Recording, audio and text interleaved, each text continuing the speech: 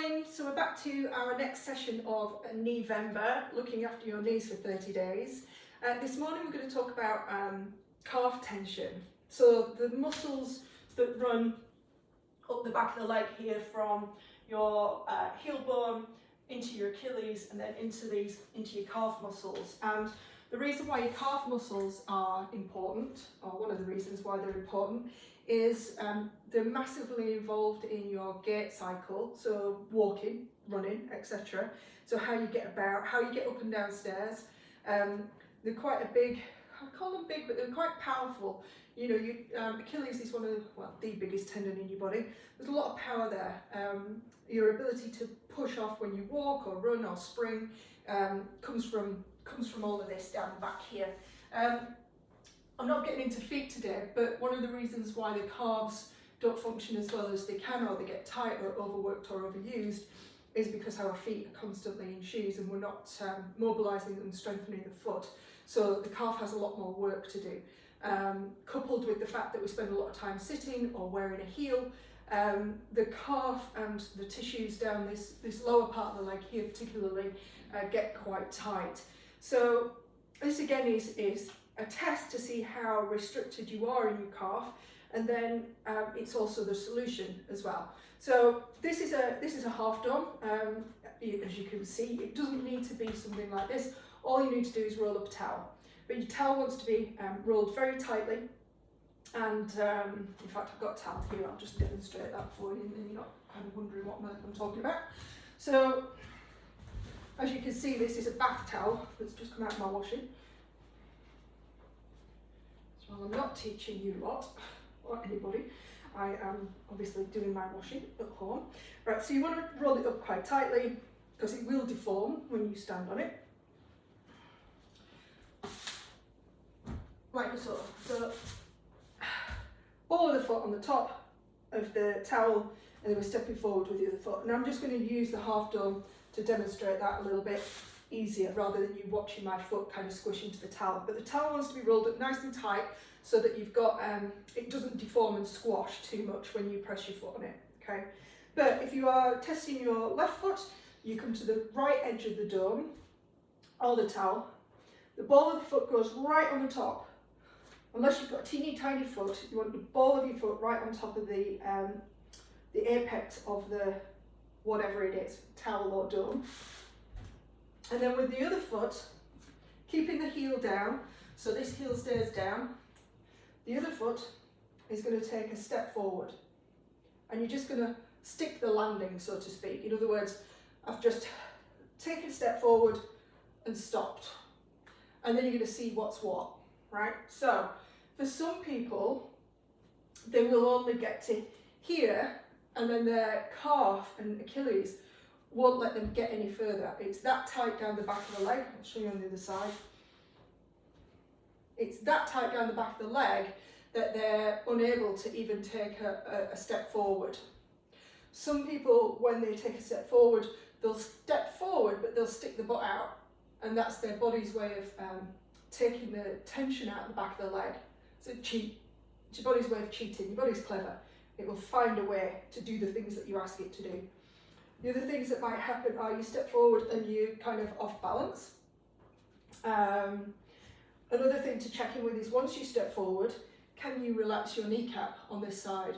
Or are you in slight knee flexion and therefore you can't wiggle your kneecap?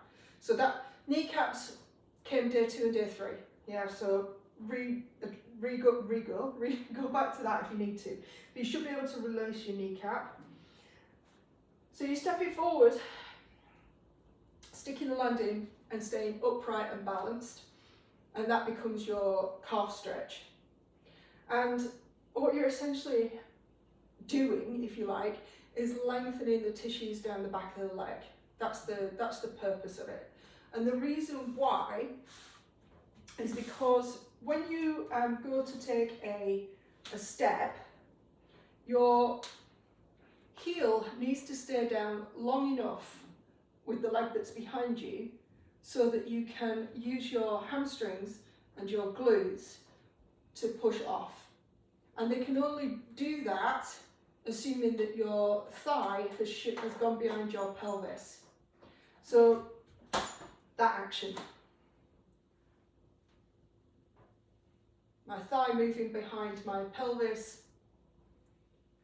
with the heel on the floor. So when the heel's on the floor, that's the same action but the heel down, right? If your calf is stupidly tight, what will happen is when you go to take a step, your calf won't let you go into that full leg extension. Leg extension is just the leg going behind you, right? So hip extension.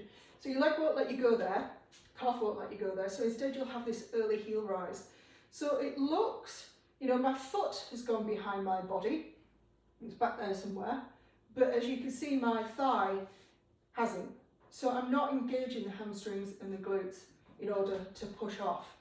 So that shortens your stride over time, makes it more of a shuffle. But what you're essentially doing as well is because your leg won't travel behind you, you're having to bring it forward and instead fall onto it. So it sounds a little bit counterintuitive. You're like, well, no, my leg goes behind me. But this early heel rise, the heel coming up before you really want it to, means that your leg isn't travelling behind you, which means you don't use your glutes and your hamstrings, you use the fronts of your legs again. They're getting a bad rep, aren't they? The fronts of your legs, the quads. So you're falling onto your quads, a lot of impact through the knees, hence why the calves are important. The other thing about where the calf muscles, and there's a few of them in there, there's all sorts going on, which I won't bore you with the anatomy, but the way that they attach into the shin to the thigh bone means that when your calves are tight, it actually creates a little bit of a slight knee bend again, but also a buckling of the shin bone forward. So you are again closing the joint space that you've got available to you and creating more friction, heat, inflammation, etc. But also you've got this kind of buckling, and depending which side of the calf is more restricted, you might get more closing of the joint on one side than the other. So sometimes if you go for your knee x-rays and you've got arthritis, you'll be told that you've got more wear on one side of the joint than the other.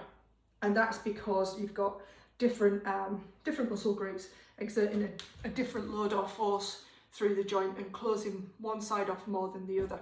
And we're going to get to that and address some of that as we go on as well. So calf tension. So stretch your calves. It's that simple to start with.